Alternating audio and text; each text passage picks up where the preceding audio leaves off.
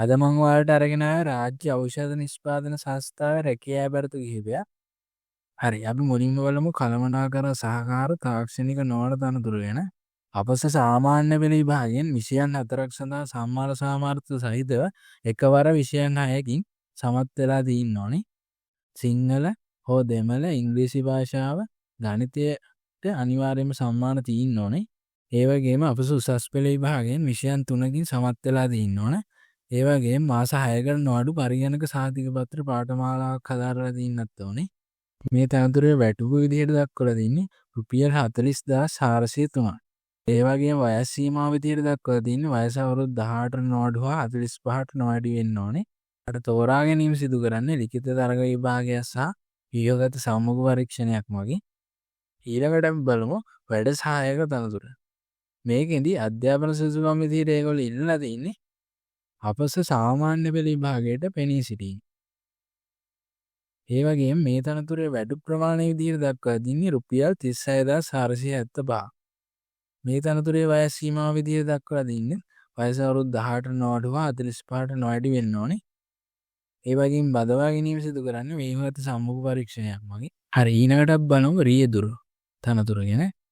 මේ තනතුරේ අධ්‍යාපන සුසුකම් විදිහට දක්වලා තින්නේ උපරිම වාර දෙකකදී අවම වශයෙන් සම්මාන සාමාර්ථ දෙකක් සහිතව අප සාමාන්‍ය පෙළ විභාගය අවම වශයෙන් විෂයන් 6කින් සමත් වෙන්න ඕනේ.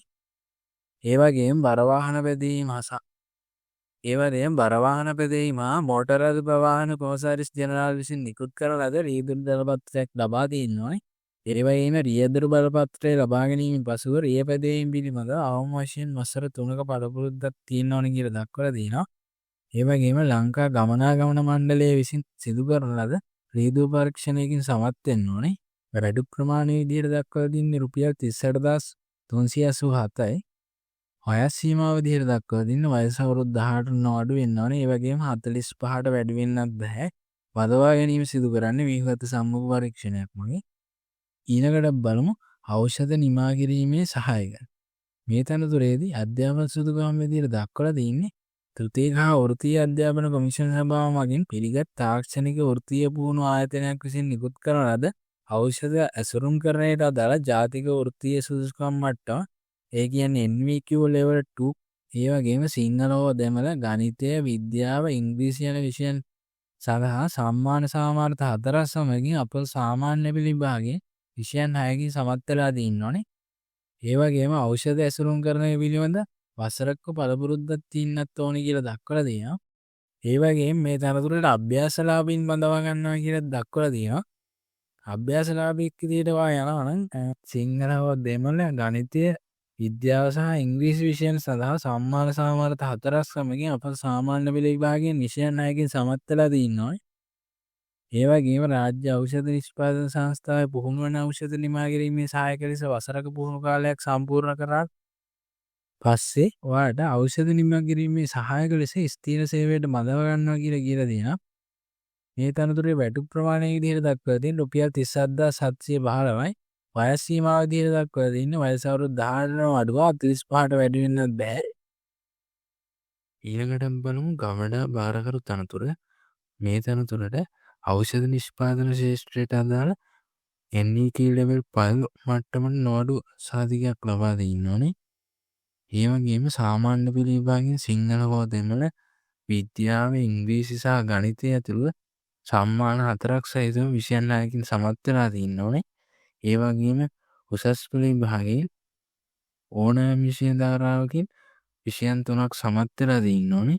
ඒ වගේම මාස 6කට නොඅඩු පරිගණක සහතික පත්‍ර පාඨමාලාවක් හදාරලා තියෙනවා නම් ඒකත් අමතර සුසුකමක් වෙනවා කියලා දක්වලා තියෙනවා. මේ තනතුරේ වැඩි ප්‍රමාණය විදිහට දක්වලා තියෙන්නේ 43379යි. ඊළඟට බලමු තත්ත්වපාලන තාක්ෂණ ශිල්පී කියන තනතුර.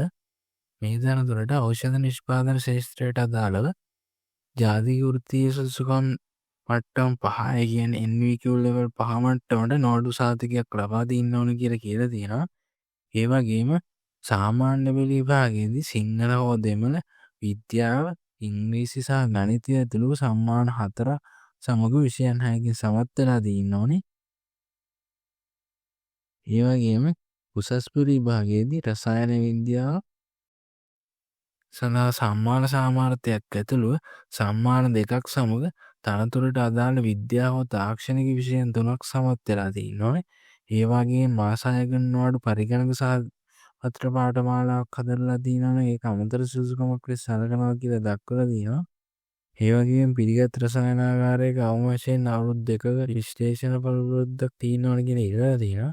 ඒ වගේම මේ තවදුරටත් ඕනවන්නන් බඳව ගන්නවා කියලා දක්වලා තියෙනවා. ඊළඟට බලමු සැලසුම් සහ ප්‍රසම්පාදන සහකාර කියන තනතුරට අදාළ විශේෂ ක්ෂේත්‍රයේ NEQ ලෙවල් 5ට නොඅඩු සහතිකයක් ලබාගෙන තියෙන්න ඕන කියලා ඉල්ලලා තිනවා. ඒ වගේම සාමාන්‍ය පෙළ විභාගයේ සිංහල හෝ දෙමළ විද්‍යාව ඉංග්‍රීසි සහ ගණිතය ඇතුළු සම්මාන 4ක් සමග විෂයන් 6කින් සමත් වෙලා තිනවා. ඒ වගේම උසස් පෙළ විභාගයේ විද්‍යාව හෝ තාක්ෂණ විෂය ධාරාවේ විෂයන් 3ක් සමත් වෙලා තියෙනවානේ.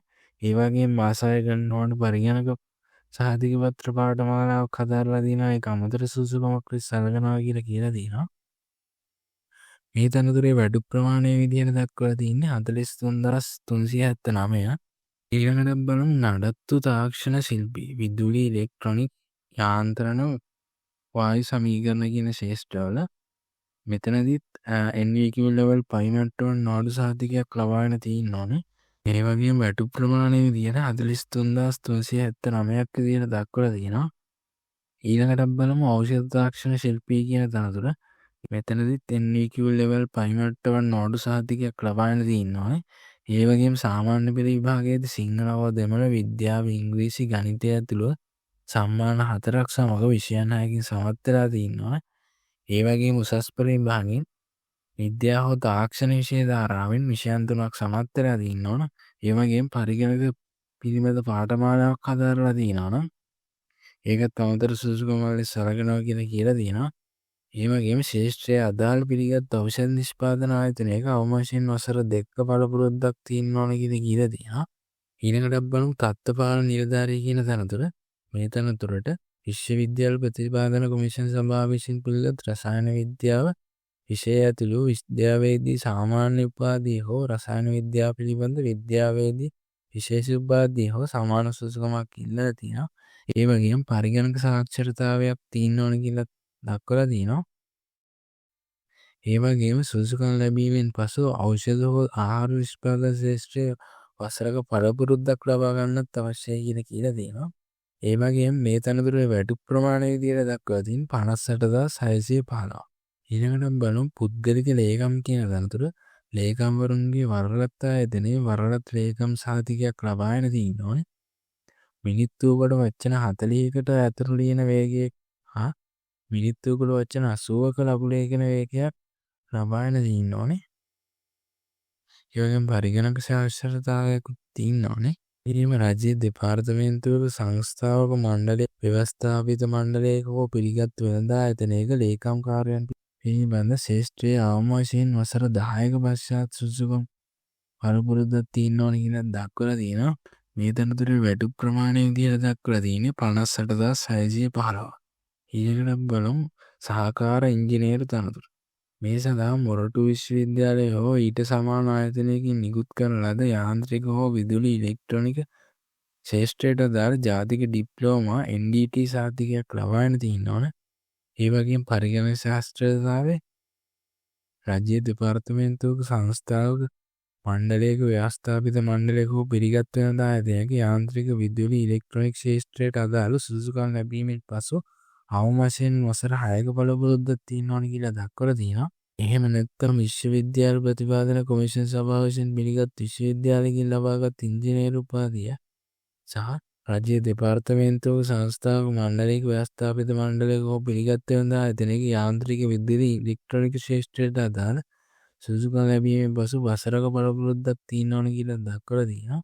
තනතුරේ වැඩි ප්‍රමාණය විදිහට 58615ක් විදිහට තමයි දක්වලා තියෙන්නේ. ඊළඟට කළමනාකරු නිෂ්පාදන කියන තනතුර. මේ තනතුර සඳහා විශ්වවිද්‍යාල ප්‍රතිපාදන කොමිෂන් සභාව විසින් පිළිගත් විශ්වවිද්‍යාලයකින් ලබාගත් ස්වාභාවික විද්‍යාව, ඖෂධ විද්‍යාව, ඉංජිනේරු විද්‍යාව පිළිබඳ පළමු උපාධියක් හෝ විශ්වවිද්‍යාල ප්‍රතිපාදන කොමිෂන් සභාව විසින් පිළිගත් විශ්වවිද්‍යාලයකින් හෝ ආයතනයකින් ලබාගත් වෙනත් සමාන උපාධිය සහ පරිගණක ශාස්ත්‍රතාවය සහ අදාළ සුසුකම් ලැබීමෙන් පසු ඖෂධ නිෂ්පාදන ශේෂ්ත්‍රය අවම වශයෙන් අවුරුදු 5ක බලපොරොත්තුවක් ලබා දෙන්න ඕනේ. තරඟතුර වැඩි ප්‍රමාණය විදිහට දක්වලා තින්නේ 71730ක්. හරි ඒ වගේම මෙතනදී ඔයාලට ලැබෙන ප්‍රතිලාභ මොනවද කියලා දාලා තියෙනවා. මේ ටිකත් කියවලා බලන්න. නිවේදනය ඒ වගේම ඇප්ලිකේෂන් එක කමෙන්ට් සෙක්ෂන් එකේ ඒ වගේම ඩිස්ක්‍රිප්ෂන් එකේ දානවා. ඒකත් බලන්න. ඒ වගේම ඔයාලා අයදුම් කරන ලියුම්කාරය වම්පස ඉහළ කෙරවලේදී අයදුම් කරන තනතුර දාන්න. ඒ වගේම ඔයාලා තනතුරු කිහිපයකට අයදුම් කරනවා නම් ඒ එක් එක් තනතුරට වෙන වෙනම ඇප්ලිකේෂන් එක වගේම සාධිකවල පිටපත් යවන්නත් අවශ්‍ය වෙනවා. මේ වගේම තවත් රැකියාව බලත් ඔයාලා ළඟටම ගෙන්න ගන්න channel එක subscribe කරලා තියාගන්න. සුබ දවසක්.